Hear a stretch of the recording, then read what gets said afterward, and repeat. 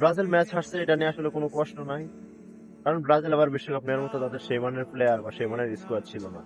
আমরা যারা Brazilian fan আছি, যারা ফুটবল নিয়মিত ফলো করি, তারা হয়তো এটা সবাই মানছে যে ব্রাজিল আবার বিশ্বকাপ নেওয়ার মতো স্কোয়াড নাই, সে মানের প্লেয়ার নাই।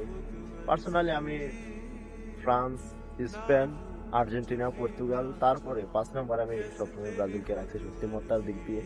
তবে আফসোসের বিষয় হলো নেইমার নামক এক অবাগা ফুটবলার তার আন্তর্জাতিক ফুটবল ক্যারিয়ারের এখানে ইতি টানলে। নেইমার জুনিয়র এমন একটা প্লেয়ার যার খেলা দেখে আমার মতো লাখো কোটি ব্রাজিলিয়ান ব্রাজিলের প্রেমে পড়েছে, ফুটবল দেখা শুরু করেছে। অনেক প্রতিভাবান তরুণ ফুটবলার আইকন এই নেইমার জুনিয়র।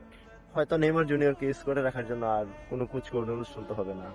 কেউ আর নেইমার জুনিয়রকে স্কোয়াডে দেখার জন্য রাত জাগবে না।